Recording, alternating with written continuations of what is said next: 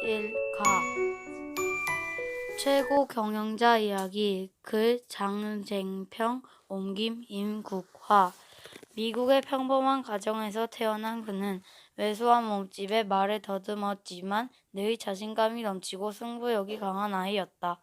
이 아이는 자라서 토머스 에디슨이 창립한 회사에 들어간 후 20년이 지나 이 회사 역사상 최연소 경영자가 되었다. 20년 동안 그는 하루도 변화를 멈추지 않았다.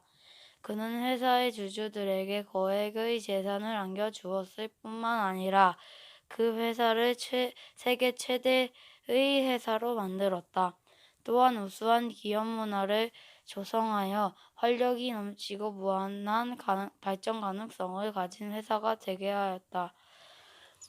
그의 지휘 아래 회사는 연속 4년 동안 언론에 미국에서 가장 추앙받는 기업, 세계에서 가장 존경받는 기업으로 선정되었다.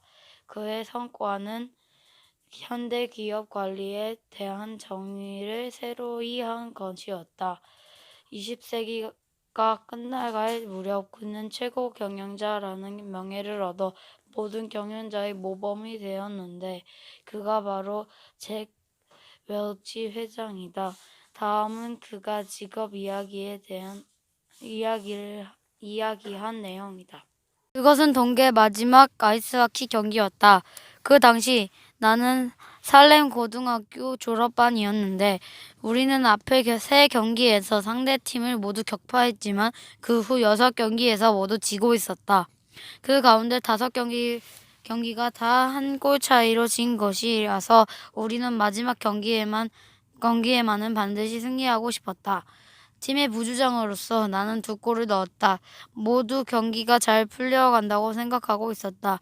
양 팀이 2대2로 동점이 되자 연장전에 들어갔다. 그야말로 흥미진진한 경기였다. 하지만 순식간에 상대팀이 한 골을 넣었고 우리는 또 졌다. 연속 7번째 맛보는 패배였다. 나는 하여 스틱을 바닥에 내동댕이 쳤다.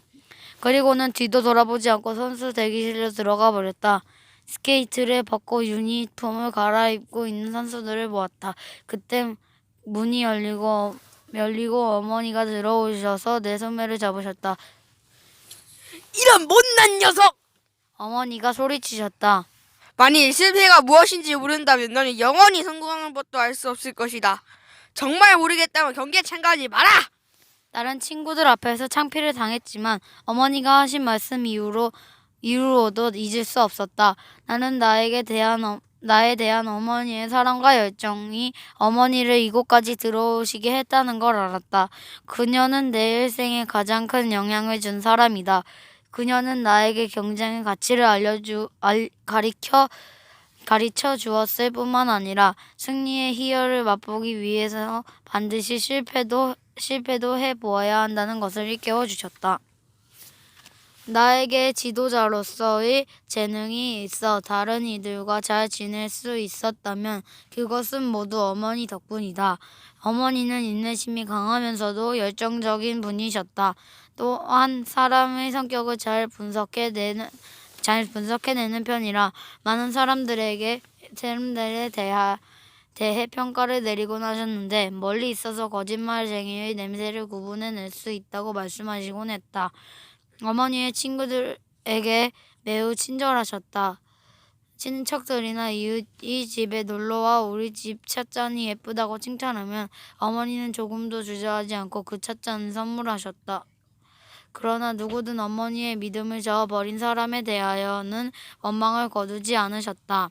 어떤 면에서는 내가 어머니의 성격을 많이 닮았다고 할 수 있다. 내 어머니는 누군가 관리해 본 적은 없었지만 한 사람의 자존심을 세워주기 위해서 어떻게 해야 하는지 잘 알고 계셨다. 나는 어려서부터 어머니 말을 더듬는 버릇이 있어 적지 않은 놀림을 받았다. 어머니는 말을 더듬는 나를 위해 늘 완벽한 변명거리를 찾아주셨다. 내가 아주 똑똑하기 때문이란다. 어떤 사람의 혀도 늘 총명한 두뇌를 쫓아올 수 없거든.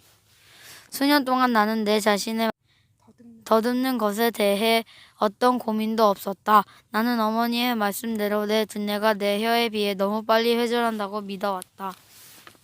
오랫동안 나는 어머니가 나에게 얼마나 큰 사랑과 믿음을 주셨는지 알지 못했다. 몇십 년 후 나는 아이스하키 선수 시절에 찍은 사진을 보게 되었다. 그때 나는 모든 팀원 가운데 가장 왜소한 최고의 나를 발견했다. 초등학교 때 나는 농구팀의 수비수였다. 그 당시 내 키는 다른 선수들의 4분의 3 정도였지만 나는 그 사실을 깨닫지 못했다. 요즘 나는 어린 시절의 사진을 볼 때마다 작은 새우 같은 내 모습에 웃음을 참지 못한다. 우스운 것은 지금의 나는 내 키가 많은 불만을 가지고 있다는 사실이다. 이것만으로도 어머니의 영향이 얼마나 컸는지 설명이 된다. 어머니는 내가 하고자 하는 일은 무엇이든 성공할 거라고 믿어주셨다. 아직도 어머니의 말씀이 내 귓전에 맴도는 것 같다. 만약 실패가 무엇인지 모른다면 난 영원히 성공하는 법도 알 수 없을 것이다. 만일 실패가 무엇인지 모른다면 너는 영원히 성공하는 법도 알 수 없을 것이다. 만일 실패가 무엇인지 모른다면 너는 영원히 성공하는 법도 알 수 없을 것이다.